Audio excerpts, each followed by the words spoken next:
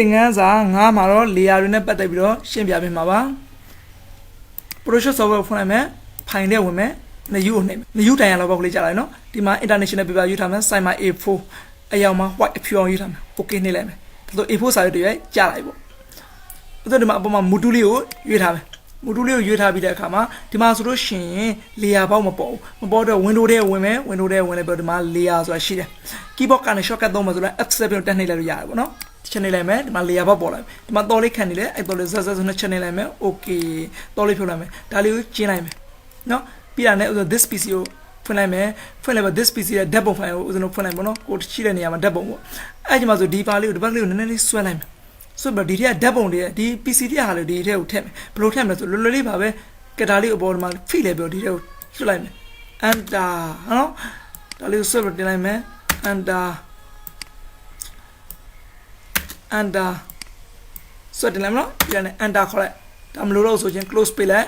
ဒါလေးကိုပြန်ဖွင့်လိုက်ပေါ့ဒီဘက်မှာဆိုရင်ဒါလေးကို thumbnail လို့ခေါ်နော်အဲ့ thumbnail ဆိုတဲ့အပေါ်လေးကိုတစ်ချက်ခလစ်ကြည့်လိုက်ခလစ်ကြည့်ရဒီမှာဆိုရှင်small thumbnail ဆိုရှိနော်ဒီမှာ larger thumbnail ကိုတစ်ချက်ပြောင်းကြည့်မယ်အကြီးလေးဖြစ်သွားချက်လိုက်မယ်ဒီမှာဆိုလို့ရှင် medium ကိုတစ်ချက်နေရအောင်နော်ဒီလိုမျိုးဖြစ်သွားဒီမှာမျက်လုံးလေးရှိအဲ့မျက်လုံးလေးကိုတစ်ချက်မှိတ်ကြည့်လိုက်မယ်အပေါ်ဟာကြီးပျောက်သွားနော်ဒုတိယဟာကိုထပ်နေမယ်ဟောခေါင်းလေးပျောက်သွားနော်ဒီမှာနောက်တစ်ခုထပ်ပြီးနှိပ်ကြည့်မယ်အော်ပျောက်သွားတခါပြန်ဖော်ကြည့်မယ်ဒါမျိုးလုံးလေးအဖွင့်ပိတ်ကနေလုပ်လို့ရနော်အကေးကွာဒီလူပုံလေးပဲကြံလဲအခြားဟာတွေအကုန်လုံးမှိတ်သွားခြင်းလဲဆိုရင် keyboard ကနေ order ကိုဖိထားမယ်ဖိထားပါတာကိုမျိုးလုံးလေးတစ်ချက်နေလိုက်မယ်အော်ကြံလေးအကုန်ပြောက်သွားနော်တခုချင်းဖော်ကြည့်မယ်နောက်က background ပေါ်လာပြီဒီမှာသင်မောပေါ်လာပြီသင်မောကဒီမှာကွယ်နေနော်ဒီဆွဲလိုက်ရနော်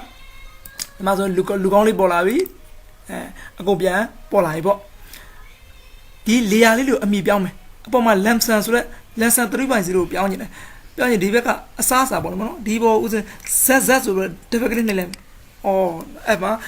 FOOD ဖူဆိုရမယ်မလခေါင်းလေးကိုပေါ့နော်ဒီပေါ်မှာဆိုရင် ZZ ဆိုနေလဲမယ်တိတ်ပြီးတော့ခေါင်းဆိုတော့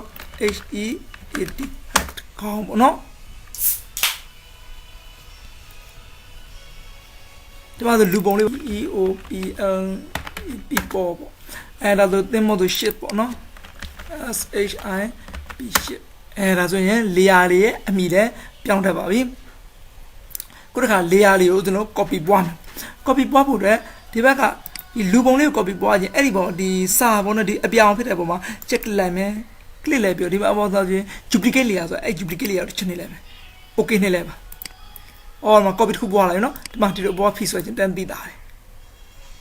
copy layer ပွားလာပါတော့ဒီမှာခေါင်းလေးပေါ်တစ်ချက်နေရဒီမှာ right click ချက်နေရ duplicate layer ကိုချက်နေမယ် okay နေလိုက်မယ်အော်ခေါင်းလေးနှစ်ခုပွားလာနော်ခေါင်းပုံလေးရငုံနေတော့နော်ဒီမှာခေါင်းပုံလေးနှစ်ခုပွားလာပြီကိုမကြိုက်ဘူးဒီမှာ copy ပွားလာတာဖြတ်ချင်တယ်ဆို right click ချိန်နေမယ်ဒီမှာအပေါ်မှာဆိုရင် delete လေးရရှိတယ် okay yes ပေးလိုက်ပေါ့ဒါဆိုပြောက်မယ်နော်အကဲကိုကဒီမှာဒီ shit ကအပေါ်မှာ layer new layer အသစ်ခေါ်ခြင်းပေါ့နော်အဲ့ဒီအသစ်ခေါ်ခြင်းရှင်ဒီအရင်ဆုံး select ပေးမယ်အဲ့ select ကအပေါ်မှာပေါ်နေလိမ့်မယ်ဒီမှာအောက်ကနေပဲဥစဉ်လေးပါcreate layer တစ်ချက်နေလိုက်မယ်ဒီ shit ကအပေါ်မှာ layer အသစ်ပေါ်လာနော်နောက်ကဒီခေါင်းလေးရဲ့အပေါ်မှာ layer အသစ်ပေါ်ခြင်းဒီမှာ create layer တစ်ချက်နေရမယ် layer အသစ်ပေါ်လာဒီအောင်မကြိုက်ဘူးဆိုရင်ဒီကဖိလိုက်ပေါ့ဒီမှာအောက်မှာအမိုက်ပုံလေးရှိတယ်အမိုက်ပုံလေးတော့ဆွဲထည့်လိုက်မယ်နော်ဒီမှာဆိုရင်မကြိုက်ဘူးဆိုရင်အမိုက်ပုံလေးတော့ layer အသစ်ကိုဆွဲထည့်လိုက်မယ်ဒီလို layer လေးကိုဖြတ်လို့ပွားလို့ရပါတယ်ကဲတခုလောက် layer တစ်ခုကို select ပေးလိုက်မယ်ပေါ့နော်ဒီမှာကျွန်တော်နောက်ကဒီမှာအစားဆိုတော့ layer ကို select ပေးထားပြီselect ပေးထားပြီးတဲ့အခါမှာဒီမှာ edit ရပြီးတော့ free transform တစ်ချက်နေလိုက်မယ်ဒီလိုမျိုးဘောင်ခတ်တာပေါ်လာနော်အဲ့ကြောင့်ဒီဟာကိုကျွန်တော်ဒီလိုလေး share လို့ရတယ်နော်ဒီတိုင်း share လို့ရင် scale မညီဘူးပေါ့နော်အဲ့ဒီတော့ကျွန်တော် keyboard ကတော့ shift key ကို black ကဖိထားမယ်ဖိထားပြီးဒီလိုဆွဲလိုက်လို့ရှင် scale ညီနေကြီးလာပေါ့နော်ဟိုကြိုက်ပြီဆိုလို့ရှိရင်ဒါကို enter ခေါ်လိုက်ပေါ့ခုတစ်ခါဒီလူပုံလေးကိုလည်းအဲ့လိုချက်မယ်ပေါ့ချက်ဖို့အတွက် keyboard ကနေ shortcut ဆို control T ဆိုအမြန်နှိပ်လိုက်လို့ရနော်ဟိုကတော့မလို့ချင်းဒါဒီချိန်ကိုကျွန်တော် shift ကို preview ဒါလေးကိုချက်ရတယ်ဒီပုံလေးကိုဥစဉ်စောင်းနေတယ်စောင်းရင်ဒီမှာကြီးမြားလေးဒီမှာဒီလိုအကွေးလေးပေါ့အဲ့ဒီအကွေးလေးပေါ်ဒီမှာဒီလိုဆွဲလိုက်ရှင်ဒီလိုပုံလေးကဒီလိုစောင်းမနော်ဟိုကြိုက်ပြီဆိုရင် enter ခေါ်လိုက်ပေါ့နောက်တော့ auto select ကြောင့်ရှင်းပြပါမယ်ခုချိန်မှာဒီခေါင်းလေးကိုဒီလိုရွှေ့ရင်ဒီမှာပေါ်နေနော်သွားနေတယ်ဒီမှာအောက်ကလူတက်ပုံလေးရွှေ့နေတယ်ဒီလိုလေးသွားနေခုတစ်ခါဥစဉ်တို့ဒီမှာဟာတူရခေါင်းလေးကိုဒီမှာ select ပေးတာနော်ဒီမှာ auto select ဆိုတာလေးကိုအမှန်ချဖြုတ်လိုက်မယ်ဖြုတ်ပြီးဥစဉ်မှာကျန်တဲ့ဟာဒီမှာရွှေ့မယ်ဘဲရွှေဓာတ်လေးကပေါ်နော်ဒါရွှေ့လို့ရှိရင်ဟိုမှာဟိုအပေါ်ဟာပေါ်နေ မှာ auto select ကိုပြန်လို့အမှန်ချစ်လိုက်မယ်အမှန်ချစ်ပြီးလို့ရှိရင်မရွှေ့ကြည့်မယ်ဒါရွှေ့ရင်ဒီမှာရောက်တယ်ဒါကိုရွှေ့ရင်ဒီလိုရတယ်အဲ့ဆို auto select ကိုအမှန်ချစ်ပြုတ်ထားလို့ရှိရင် तू က auto select မလုပ်ပေးတဲ့အတွက်ဒီမှာ select လုပ်ပြီးသား layer ပဲလိုက်ပြီးတော့ရွှေ့မယ်ဆိုတဲ့သဘောပေါ့အဲ့ဆိုကျွန်တော်တို့ဒီပုံလေးတွေကိုကိုယ်ပိုင်ကိုရွှေ့ခြင်းတဲ့အနေထားရွှေ့မယ်ပေါ့နော်ဒီမျက်နှာလေးကို opacity shot ပြမယ်ဒီဘက်မှာကြည့်ပါ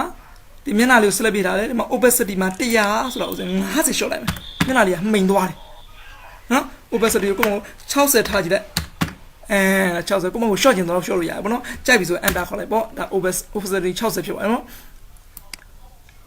်ကဲဒီပုံလေးတစ်ပုံဒီပုံလေးတစ်ပုံဦးဇင်းတို့မှာကြည့်ပါဒီမှာ normal ဆိုလေးဦးဇင်းတို့ဝင်လိုက်မယ်ဝင်လဲပြီးတော့ဦးဇင်းတို့ဒီကတစ်ခုခုကိုဦးဇင်းတို့ယူလိုက်မယ်ပေါ့နော်ဒီမှာ overlay ဆိုတစ်ခုယူလိုက်မယ်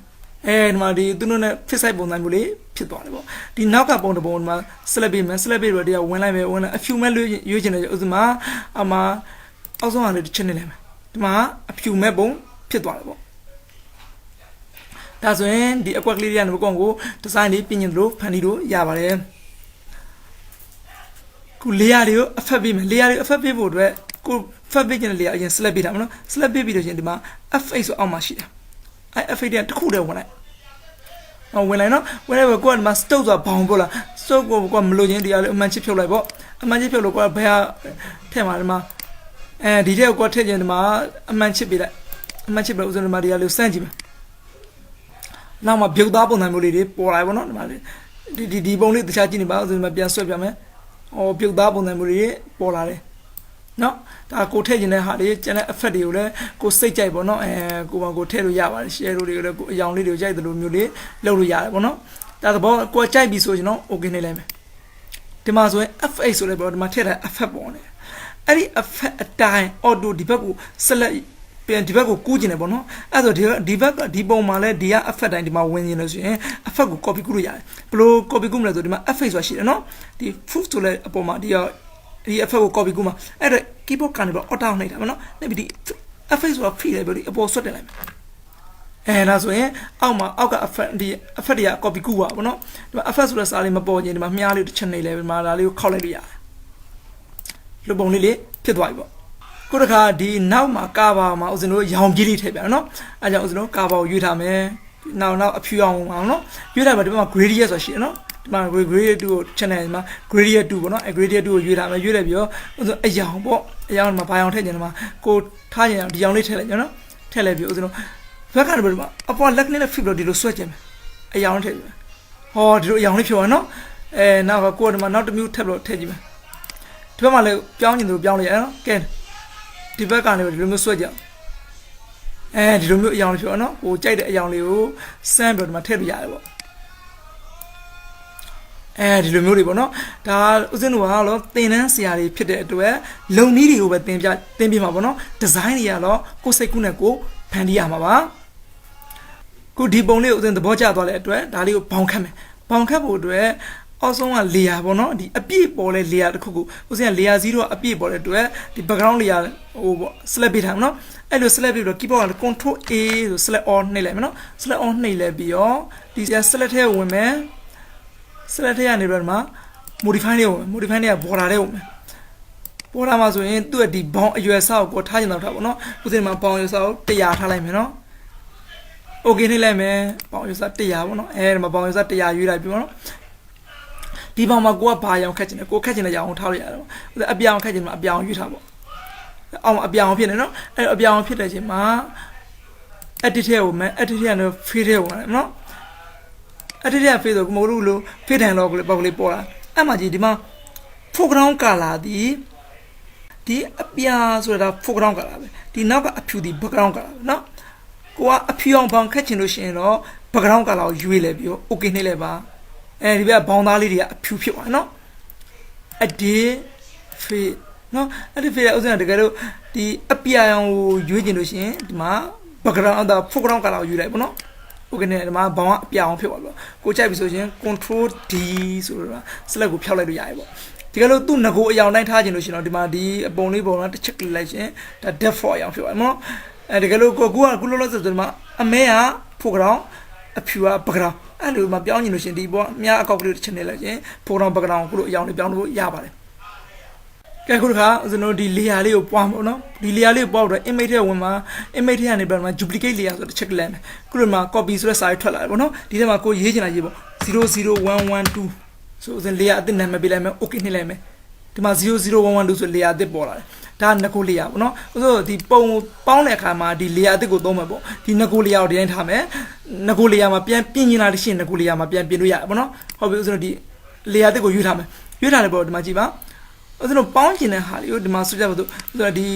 အောက်ကဒီနှစ်ပုံမပေါင်းဘူးเนาะကျန်တဲ့ဟာလေးပဲပေါင်းကျင်ဒီမျိုးလုံးဖွင့်ထားတာလေးပဲရွေးပေါင်းကျင်ဆိုရင်เนาะဒီ layer မှာ right click နှိပ်မယ် right click နှိပ်လေအောက်မှာ mask visible ဆိုတော့တစ်ချက်နှိပ်လိုက်ပါเนาะဒါဆိုရင်ဒီမျိုးလုံးဖွင့်ထား layer လေးလေးပဲပေါင်းနေပြီးတော့ဒီမျိုးလုံးမိတ်ထားတဲ့ layer လေးလေးကျန်းနေတယ်ပေါ့เนาะကဲမျိုးလုံးဖွင့်မယ်အကုန်လုံးရောပေါင်းကျင်လို့ဆိုရင်เนาะတစ်ချက် click လိုက်မယ်တစ်ချက် click လိုက်ပြီးအောက်မှာ flatten image ဆိုတော့တစ်ချက်နှိပ်လိုက်မယ်เนาะဒါဆိုရင် layer လေးအကုန်လုံးပေါင်းသွားပါပြီဒီဖိုင်လေးကိုကိုကသဘောကျရင် save လုပ်မှာเนาะဖိုင်လေးကိုဝင်မယ် save ကိုနှိပ်လိုက်ပေါ့เนาะဒီမှာဆိုသူကပုံဝင်မှာ save ဖို့အတွက်ရွေးခိုင်းပါပြီเนาะအဲ့မှာဆိုရင်ဒီမှာဖိုင်လေးက001122ဆိုတဲ့ဒီဘက်ကဖိုင် size ကဒီ format ကတော့ PNG ဖိုင်ပေါ့เนาะကိုသိနေတဲ့ format ကိုဒီမှာရွေးသိမ်းလို့ရပါတယ်ကိုက PNG ပဲကြာရင် PNG နဲ့ save လိုက်မယ်ပေါ့เนาะ okay နှိပ်လိုက်ပါ